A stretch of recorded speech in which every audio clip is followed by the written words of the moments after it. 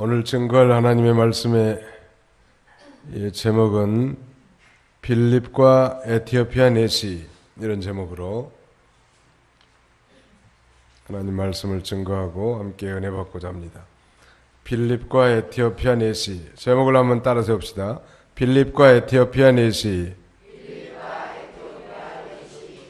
빌립은 초대 예루살렘 교회 7 집사 가운데 한 사람인데, 자신의 직분을 훨씬 뛰어넘는 전도자로서 아주 크게 스데반 집사와 함께 활약했던 인물입니다. 에티오피아 내시는 어떤 사람인가? 거기 한번 보시겠습니다. 27절, 그가 일어나 가고 있는데 마침 에티오피아 사람 곧 에티오피아 여왕 간닥의 모든 국고를 맡은 큰 권세 있는 내시가 예루살렘에 경배하러 왔다가 그랬습니다.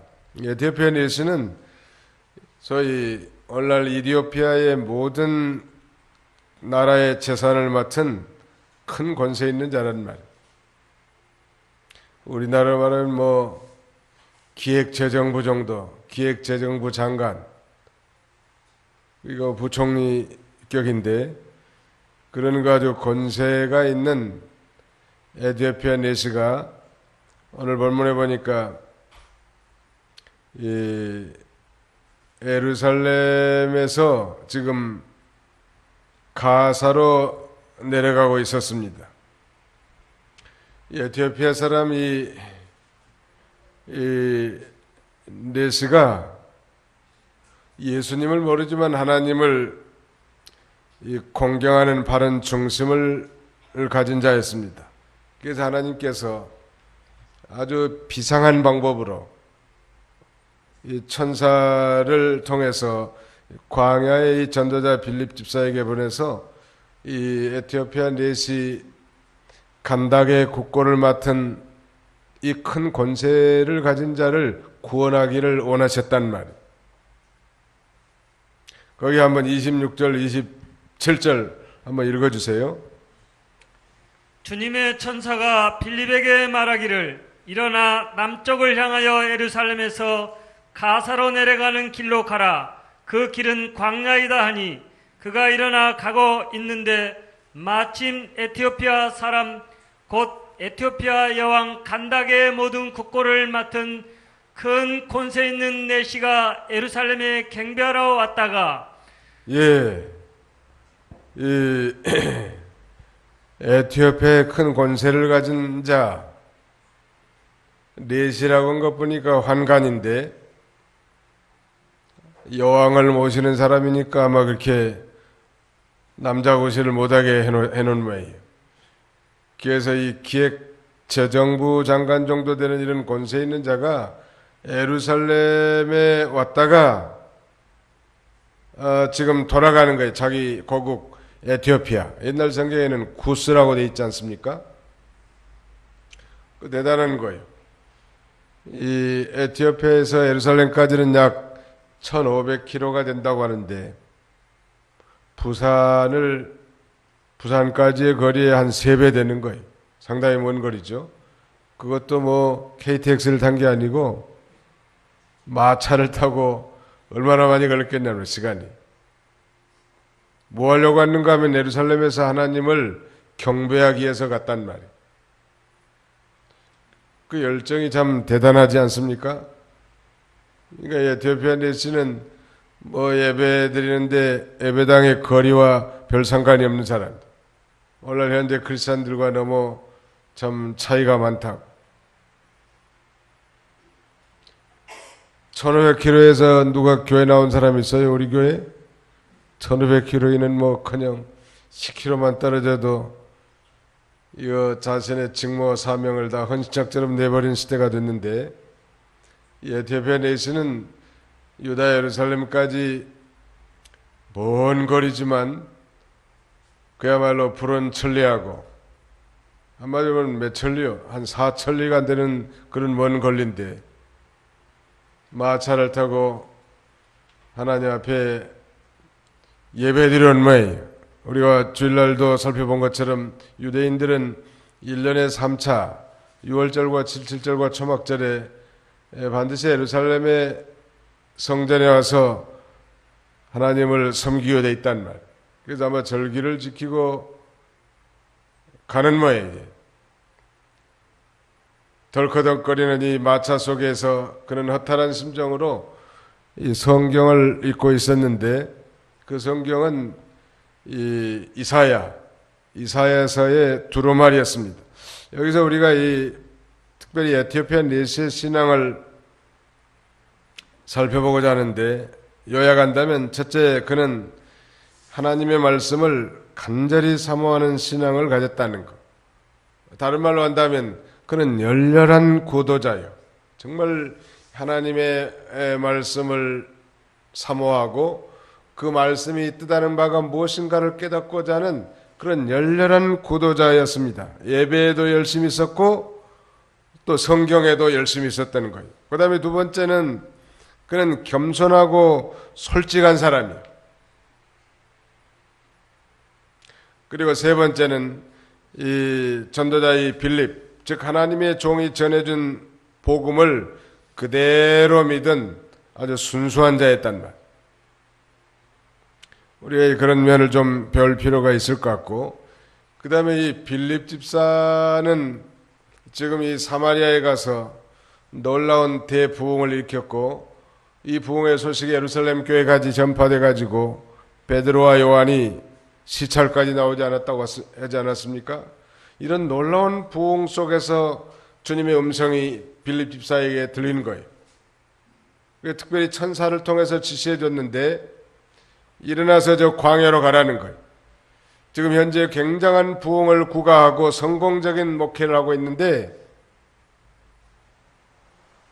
갑자기 하나님의 명령은 저 광야에 이 애롭게 지금 마차에 덜컹거리는 마차 속에서 성경을 읽고 있는 이 에티오피아 사람 넷에게 가서 복음을 전하라는 거예요.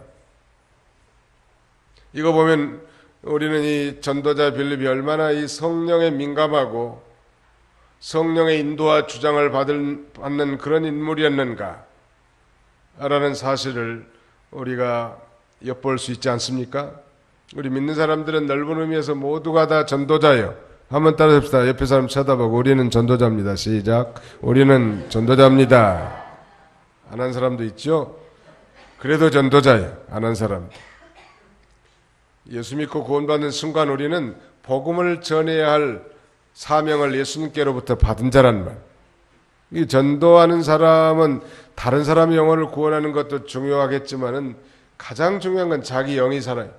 최고의 성령 충만한 삶, 최고의 영의 양식을 먹는 삶, 최고의 하나님과 교통하는 삶, 최고의 주님의 마음을 품는 비결이 뭘까요? 전도하는 거예요. 여러분, 내가 전도해서 오늘 우리 이명옥 집사님이 전도한 분, 우리 윤자매님 오셨는데 특송에도 참여했는데, 그 전도한 사람은 자기가 전도한 사람에 대해서 관심이 많아요. 자기가 전도해서 교회 안에 앉아있는 사람이 한 사람이라도 있다면 그 영혼에 대한 굉장한 귀중함을 갖게 되고, 그분이 혹시 안 왔는가, 왜 저렇게 신앙생활할까 안타까워하면서 기도하게 되니까 자기 신앙이 산단 말. 전도도 하나도 안 해보고 일생 예수 믿는데 한 명도 전도해 본 적이 없다. 이런 사람들은 수상한 사람들이에요. 병원에 가봐야 돼. 천국병원.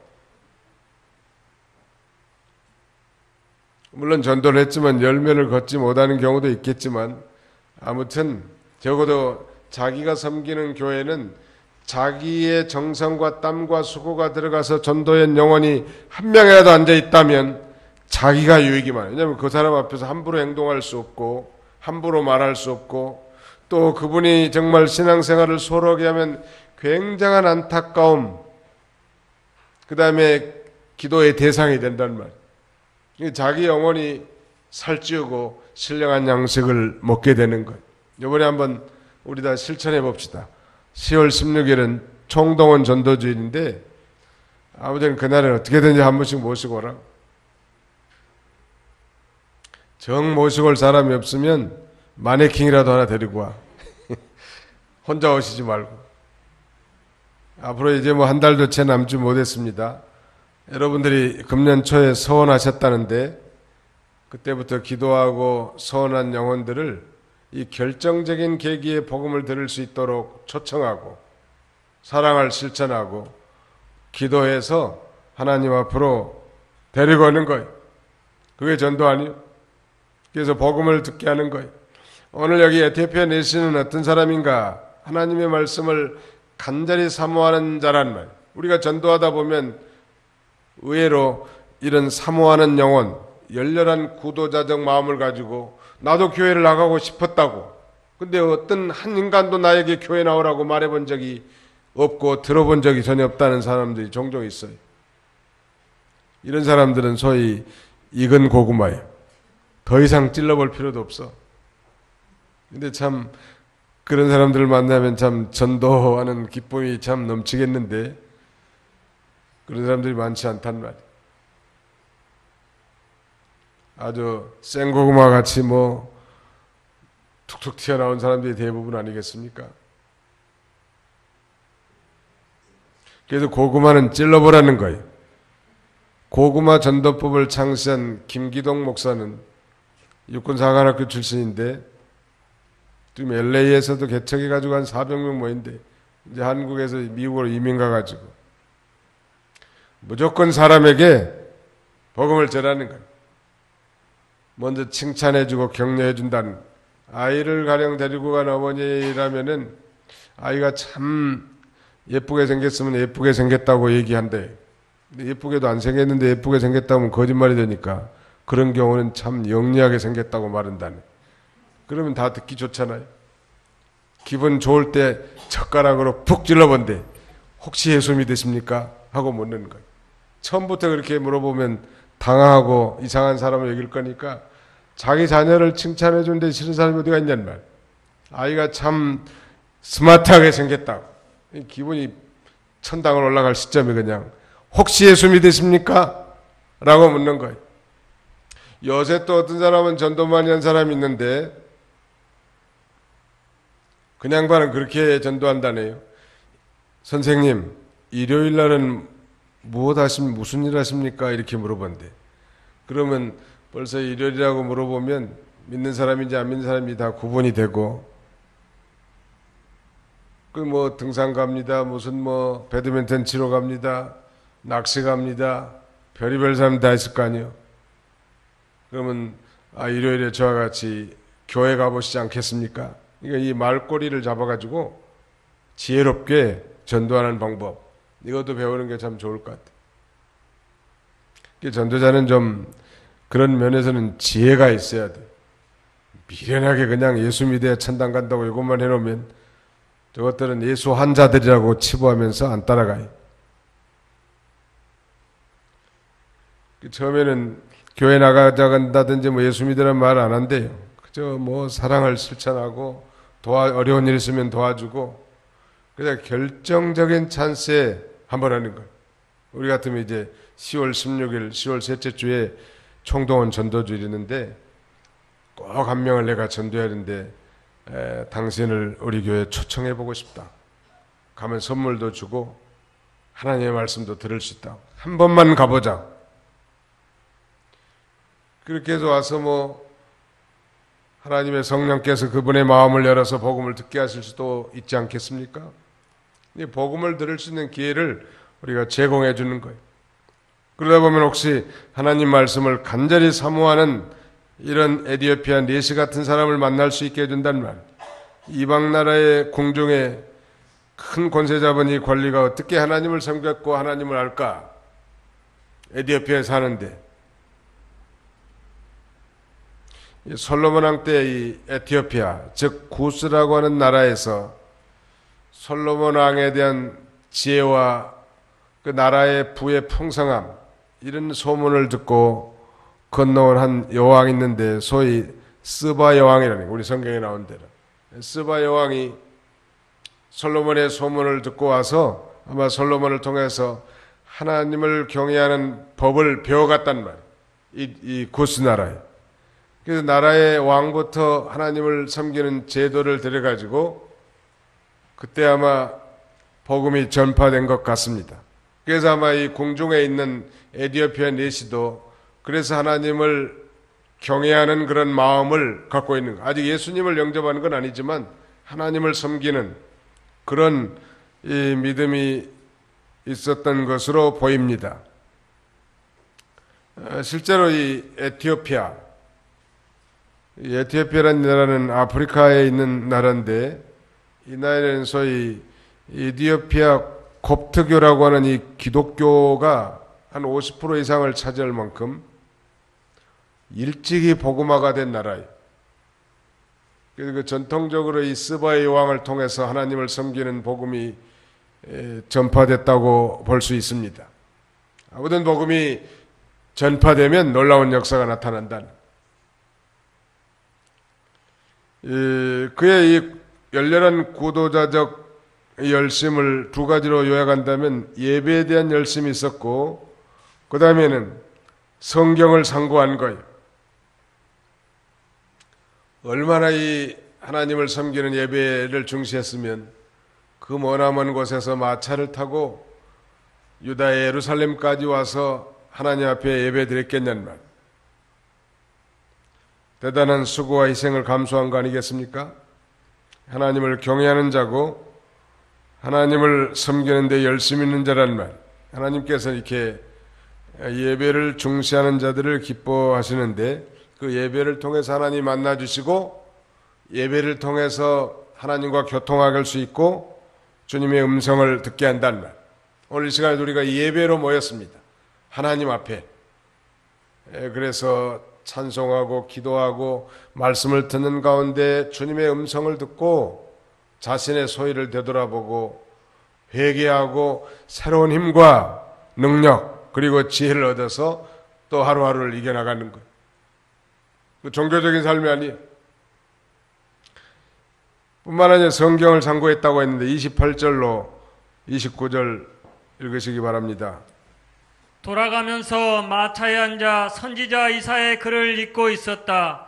성령께서 빌립에게 말씀하시기를 이 마차로 가서 가까이 다가서라 하시니. 예, 그러니까 예루살렘에서 절기를 드리고 예배를 드린 다음에 다시 본국으로 귀가하면서 그 귀가하는 마차 안에서 두루마리 성경을 읽고 있었습니다. 이사야서를 읽고 있었던 것. 우리 지하철이야말로 뭐 스무스하죠. 거기에 비하면 비포장된 도로에 이 마차를 타고 가는 게 얼마나 열악한 그런 환경인데도 불구하고 그 마차 안에서도 성경을 상고할 만큼 성경을 사랑하고 성경에 대한 열심이 있었단 말. 하나님이 기뻐하시는 일만 골라서 하는 거예요. 무슨 성경을 읽고 있었어요? 이사야 성경을 읽고 있었던 거예요. 또 당시에 이 성경을 구입하기 어려운 시대일 텐데 그가 이렇게 성경을 구입해서 읽을 수 있었다고 하면 상당히 성경 말씀에 대한 관심이 많고 또 성경의 내용에 대한 확실한 이해를 원하는 그야말로 열렬한 구도자였던 것이 분명하단 말이에요. 아무튼 성경을 간절한 마음으로 받아들이고 찾는 사람, 하나님께서 놀라운 구원의 축복, 위대한 이 생명에 참여하게 하시는 것입니다. 사도행전 17장 10절로 13절 우리 다 같이 한번 찾아서 읽어봅시다. 사도행전 17장 뒤로 좀 넘어가십시오. 17장 10절로 13절까지 12절까지만 읽겠습니다. 시작. 형제들이 밤에 바울과 실라를 곧바로 베레아로 보내니 그들이 그곳에 도착하여 유대인의 회당에 들어갔다. 이들은 데살로니가 있는 자들보다 더 신사적이어서 간절한 마음으로 하나님의 말씀을 받아들이고 과연 이것들이 그러한가 하여 날마다 성경을 상고했다. 그들 중 많은 이들이 믿었는데 헬라인 귀부인들과 남자들도 적지 않았다. 이 베레아 사람들은 데살로니가 있는 사람들보다 더 신사적이고 간절한 마음으로 하나님의 말씀 받아들였고 과연 그 말씀들이 그러한가 하면서 날마다 성경을 상고했다는. 저희가 이 중국 선교를 90년대 초부터 시작했는데, 그때는 뭐 중국 선교 가서 2명이 한 조가 돼가지고 한 달씩 이렇게 가르치고 왔는데, 새벽 5시부터 저녁 10시까지 강해설을 교재를 가지고 성경을 한 과목씩 이렇게 가르쳤다. 근데 그 당시에 90년대에만 해도 이 중국 조선족들이 얼마나 성경 말씀을 사모하고 꿀같이 받아들이고 집회를 가려고 하질 않은 거예요. 아예 좀 쉬기도 하고 잠도 자야 되겠는데 그 성경 말씀이 무슨 뜻인지 알고자 하는 그런 열렬한 마음이 있었단 말이에요. 계속 다니다 보니까 이 사람들이 한 10년쯤 지나니까 슬슬 배가 불러가지고 이제 선교사 목사님이 혹시 돈이나 주지 않을까 그러면서 이렇게 태도들이 바뀌어지는 모습을 봅니다. 어느 나라도 마찬가지. 초창기에는 그야말로 얼마나 하나님 말씀을 사모하는지, 또 말씀을 너무너무 사모하기 때문에 있는 정성 없는 정성 성령에 충만해가지고 자기가 준비한 것 이상으로 능력으로 하나님의 말씀을 증거하게 돼요. 힘이나 피곤을 모를 만큼 얼마나 사모하니까.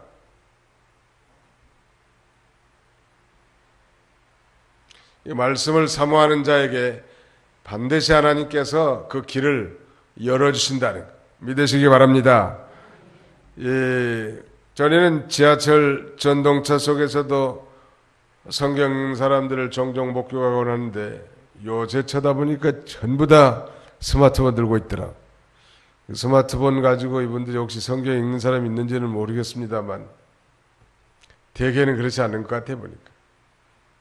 옛날에는 종종 지하철에서도 그 성경책을 용감하게 내놓고 읽는 사람들이 있었어요.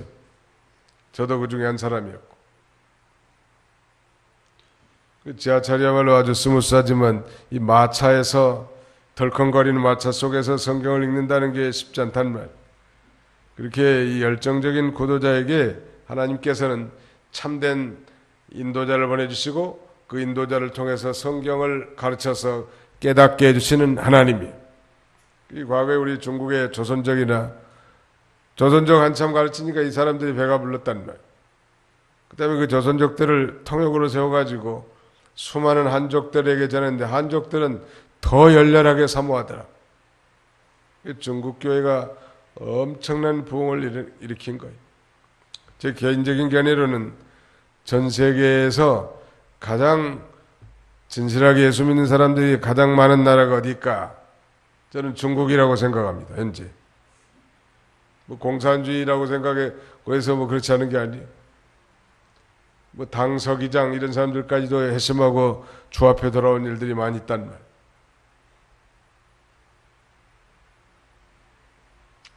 아무튼 하나님의 말씀을 사모하는 자에게는 하나님이 그 뜻을 반드시 깨닫게 해주고 또 그 뜻을 깨달을 수 있도록 하나님께서 성령에 충만한 하나님의 종들을 보내주시는 거예요. 믿으시기 바랍니다. 사모하는 자에게 하나님이 만족해 하신다고 하지 않았습니까? 줄인 자에게 좋은 것을 주시는 하나님이란 말.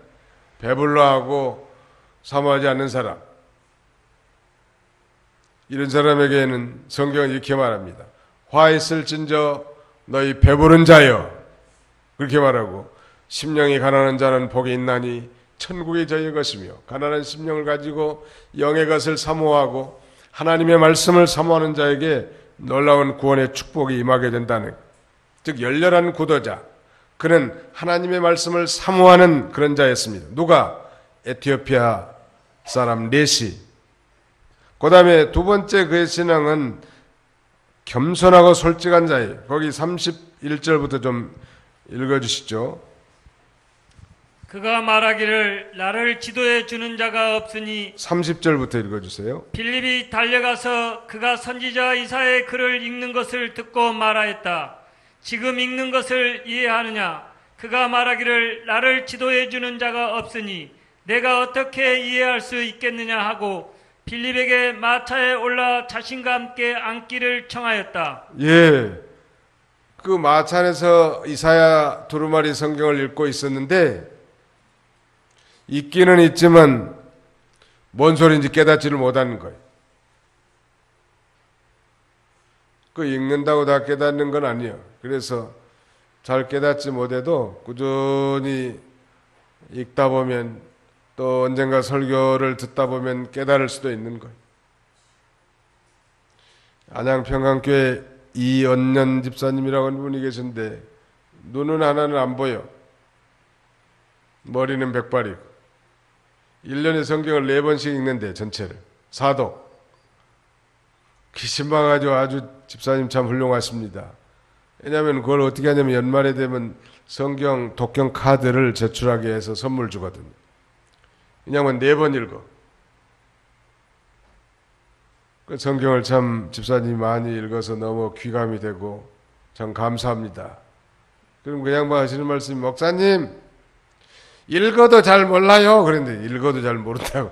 그게 사실이거든요. 성경 읽어도 옛날 우리 바른 성경은 좀 쉽게 번역이 돼서 이해가 좀 됩니다만 옛날 개혁 한글판에는 그야말로 이해하지 못한 부분들이 많아요. 공부 많이 한 사람도 마찬가지. 에티오피아 사람 네시가 마차 속에서 이사야 성경을 읽고 있는데 읽기는 있지만 몰랐단 말. 마치 그 궁금한 찰나에 주의 성령께서 이 빌립을 통해서 이 광야에 허탈하게 귀가하는 이 에티오피아 사람 네시에게 보낸 거예요. 그 성령께서 빌립에게 뭐라고 말하냐면 마차로 달려가서 가까이 나가서라는 거예요. 가까이 달려가서니까 이 빌립이 보니까 그가 선지자 이사야의 글을 읽고 있는데 질문한 겁니다. 지금 읽는 것을 이해하느냐? 지금 읽는 것을 깨닫습니까? 라고 물어보니까 뭐라고 대답했습니까? 나를 지도해 주는 자가 없으니 내가 어떻게 이해할 수 있겠습니까? 굉장히 참 고관 대작이지만 겸손하고 솔직한 사람. 모르는 것은 모른다고 하지 않았어요. 우리는 몰라도 좀 아는 척하는 경향이 있는데 한국 사람들은 모르는 것을 모른다고 솔직하고 겸손하게 말했단 말. 근데 그가 읽었던 성경은 어느 곳인가 하면 32절 33절 같이 읽습니다. 시작. 그가 읽고 있던 성경 구절은 이러하였다. 그가 양같이 도축장으로 끌려갔고 털 깎는 자 앞에 어린 양같이 잠잠하였다. 이처럼 그는 입을 열지 않는다. 그는 곤욕을 당하면서 자신의 공정한 재판을 받지 못하였으니 누가 그의 세대를 묘사할 것인가? 이는 그의 생명이 땅에서 끊어졌기 때문이다. 여기 그가 양같이 도축장으로 끌려갔고 또 털 깎는 자 앞에 어린 양같이 잠잠하였고 입을 열지 않았고 그는 곤욕을 당하면서 자신의 공정한 재판을 받지 못했다고 했는데 그는 바로 누구를 가리키죠? 바로 예수님을 가리킨다는 우리는 이미 듣고 믿는 바 아니에요? 그런데 이 에티오피아 사람 네시는 바로 그가 누군지 퀘스천 마크가 된 거예요. 혹시 그는 이사야 선지자 자신을 가리키는가? 아니면 이사야 선지자가 아니면 다른 사람을 가리키는가? 이 말로부터 시작해서 이제 빌립 집사가 복음을 네시에게 전하게 되는 것입니다. 이렇게 이 성경에 대한 내용을 확실하게 알고자 하는 그런 열렬한 구도자에게는 하나님께서 성령 충만한 주의 종을 보내서 그 말씀을 듣고 깨닫게 만들어주는 것. 감사한 일 아니요? 하나님이 그렇게 하시는 거예요.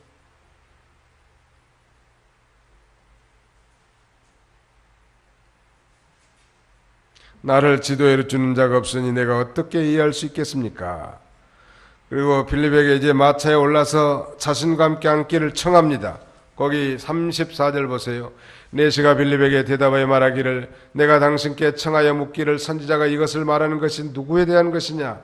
자신에 대한 것이냐 아니면 다른 누구에 대한 것이냐 하니 빌립이 입을 열어 이 성경에서부터 시작하여 그에게 예수님에 관한 복음을 전하였다. 이 위대한 복음을 제시받는데요. 우리가 여기서 배울 수 있는 교훈 중에 하나는 우리가 이 빌립 집사처럼 성령에 민감한 사람이 돼야 된다는 말. 누가 예수를 믿을 것 같다고 만약 이런 정보를 받으면 그냥 흘러떠내 버리지 말고 성령에 민감한 성도면 아하 누가 이사 왔는데 교회 나올 것 같다. 이런 정보를 제공해 주면 하나님이 내게 알려준 줄 알고 정말 기도를 많이 하고 정성껏 가서 교회도 안내하고 복음을 전해야 되겠는데 뭐 들어도 뭐 마이동풍이라면 그 어떻게 구할 수 있겠냐는 말. 이 빌립 집사는 상당히 성령에 민감했고 성령의 인도와 주장을 온전히 받은 거예요. 성령께서 빌립에게 뭐 소리쳤겠어요? 아마 감동으로 칠 것 같아요. 이 마차로 가서 가까이 다가서라. 이게 다가서서 보니까 에디오피아 내시가 마차 안에서 성경을 읽고 있었고 또 이해하느냐고 질문하는데 솔직하게 이해 못한다고 말하면서 자기 마차에 빌립 집사를 타게 해가지고 그야말로 두 사람이 대부흥 사경회를 개최하는 거예요. 어디서? 마차 속에서. 사경회 안에 마차, 아니 마차 속에 사경회. 대단한 일 아니에요? 얼마나 신이 났을 것 같아요. 제가 처음에 예수는 뭐 초등학교 1학년 때부터 믿었는데 실제 정말 하나님의 은혜를 체험한 것은 한참 후란 말. 예수님을 만나고 거듭나고 보니까 온 세상이 달리 보여. 너무너무 아름다웠고 모든 사람이 귀하고 나같이 부족한 사람이라도 이제 복음을 전하고자 하는 자연 발생적인 원동력이 속에 솟아나더라. 그래서 현대 전공업에다 지는 그 현장에 근무하는 그 직원 한 사람을 만나가지고 제가 받은 그대로 복음을 전했습니다. 놀랍게 성령께서 역사해가지고 그분이 그 순간에 거듭나는 거예요. 놀라운 역사가 생긴 거예요. 정말 이 극적인 회심, 즉 구원함을 받은 사람이라면 다른 사람에게 전하고 싶은 본성적 욕구가 생기는 거예요. 그런데 지금 사모하는 영혼을 하나 만났으니 전하는 전도자 빌립이나 받는 이 에디오피아 내시나 그야말로 성령 충만한 아주 도가니가 됐을 것 같은 그 마차 속이 성령이 아주 충만해가지고 당신이 읽은 그분, 그 당신이 퀘스천 마크를 갖고 있는 그분은 바로 이사야 선지자가 아니라 장차올 하나님의 종, 고난의 종으로 오실 인류를 구원할 메시아라고 그는 하나님의 아들이시며 그리스도이시라. 그분이 우리의 죄를 담당하기 위해서 순한 양과 같이 도살장에 끌려가는 어린 양과 같이 그가 얼마든지 공정한 재판을 받을 수 있고 항변할 수 있었지만 잠잠하게 입을 열지 않고 있었던 것은 우리를 죄에서 구원하고 죄사함 받기 위한 위대한 구원을 성취하기 위한 것이었습니다. 라고 이렇게 했을 것 같아요. 저 같으면. 그렇구나.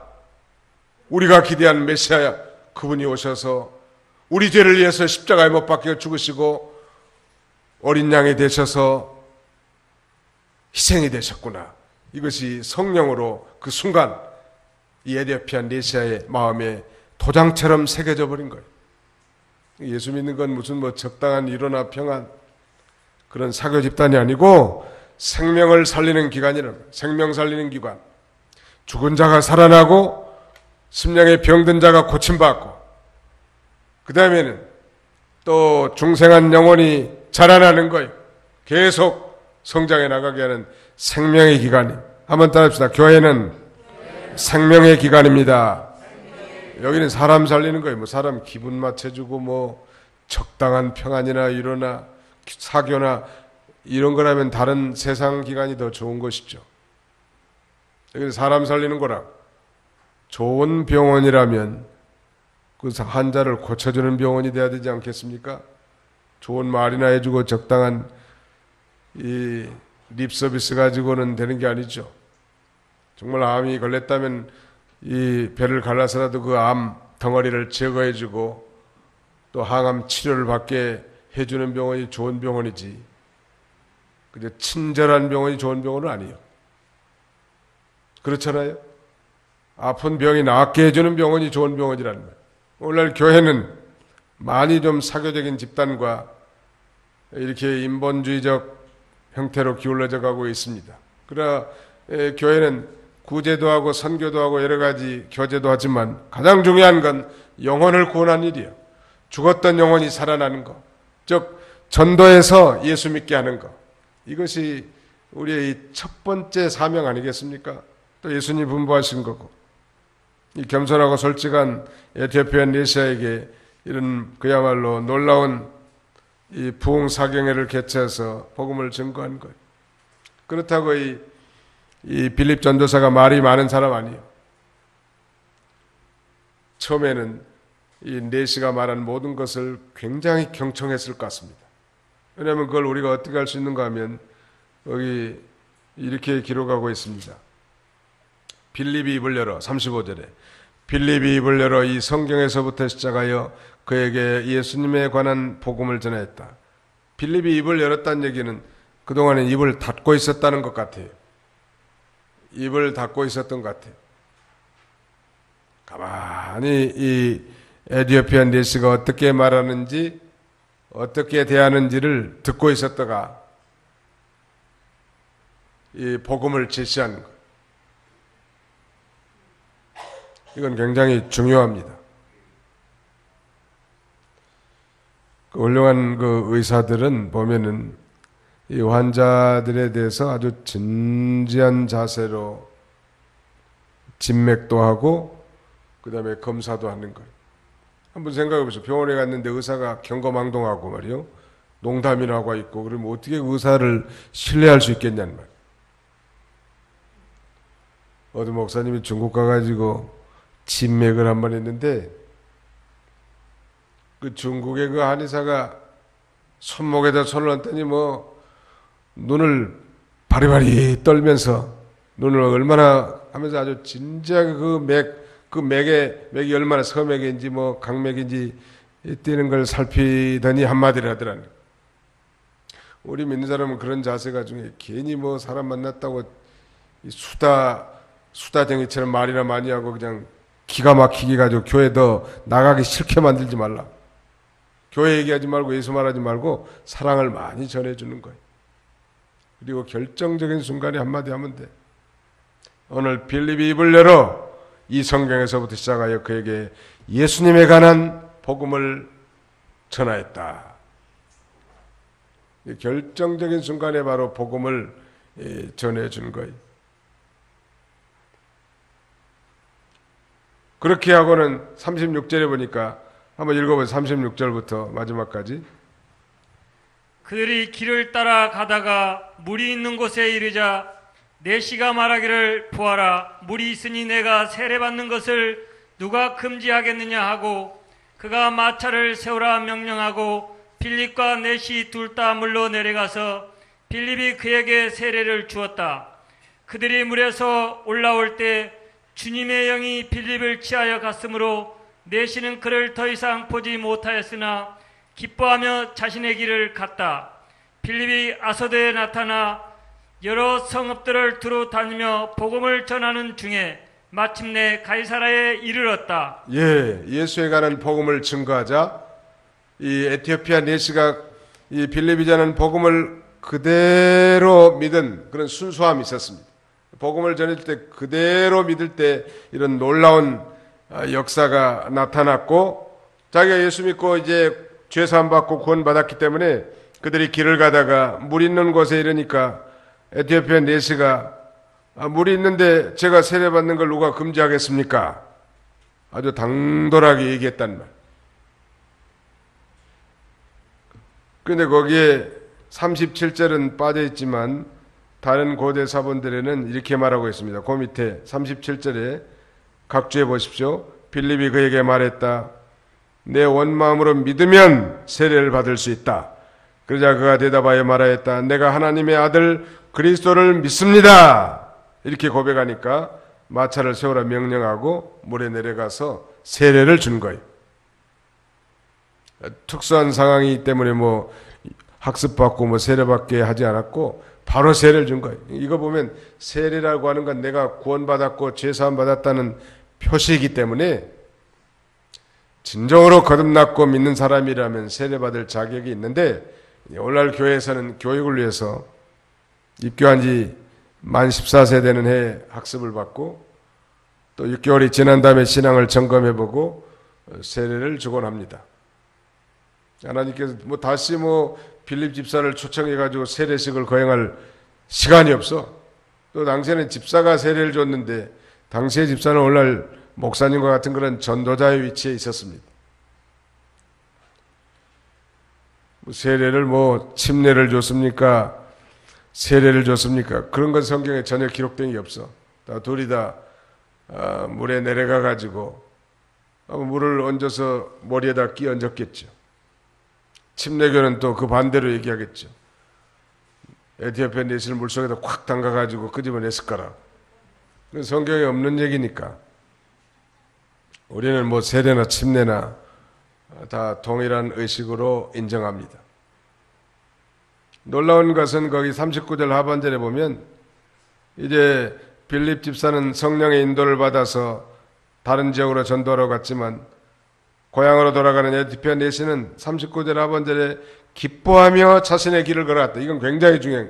정말 예수 믿고 자신의 인생의 근본 문제가 해결됐단 말, 죄의 문제가 해결됐고 영혼의 구원을 받은 하나님의 자녀가 됐으니 얼마나 기뻤겠냐는 말. 아주 기뻐함으로 자신의 길을 걸어가는 거예요.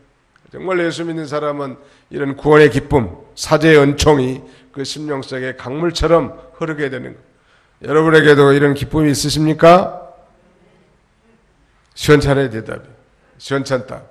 교회를 형식적이고 종교적이고 의식적으로 다니시지 말고, 오늘 이 에티오피아 내시처럼 정말 구도자적 정신으로, 정말 인생의 문제가 무엇인가, 인생은 왜 죽고 그 다음에 왜 태어났으며 무엇을 위해서 살아갈 것인가, 왜 우리는 죽어야만 하는가, 이런 진지한 질문에 대한 해답을 얻고 가야 되지 않겠습니까? 왜 태어났는지도 모르고 왜 사는지도 모르고, 그 다음에는 즉 삶의 목적도 모르고 죽은 다음에 어떻게 되는지도 모르고 왜 죽는지도 모르고 그저 먹고 마시고 살다가 산다면 그건 너무 하나님이 창조한 목적과는 너무 거리가 멀어요. 분명한 하나님의 창조의 목적을 깨닫고 인생에 대한 근본 문제를 해결받을 때 우리는 정말 날아갈 듯이 기쁜 거예요. 그건 바로 예수 그리스도를 자신의 구주로 진정으로 영접하고 하나님의 자녀가 될 때 이런 놀라운 기쁨이 있는 것입니다. 이런 저와 여러분들이 다 되시기를 주님의 이름으로 축원합니다.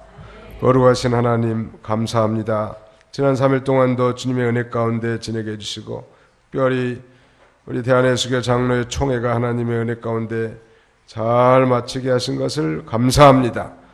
자비로우신 하나님, 오늘 빌립과 에티오피아 내시를 통하여 이 에티오피아 내시가 정말 하나님의 말씀을 사모하는 열렬한 구도자일 뿐만 아니라 고관대작이고 권세가 있고 모든 것이 갖춰졌다 할지라도 겸손하고 솔직한 자세로 복음을 듣기를 원한 그의 모습을 통해서 우리도 언제나 겸손한 마음으로 하나님의 말씀을 받고 사모하는 마음으로 하나님의 말씀을 받아 깨닫고 확신 있게 걸어갈 수 있는 그런 저희들이 다 되게 하여 주시옵소서. 하나님의 말씀을 들을 때 과연 그 말씀이 그러한가 상고하면서 그 말씀을 그대로 믿고 그대로 순종함으로 놀라운 이 축복의 역사가 오늘 우리 가운데도 임하도록 하나님 역사에 주시옵소서. 돌아가는 발걸음도 주님이 친히 안보해 주시길 원하옵고 예수님의 이름으로 기도하옵나이다. 아멘.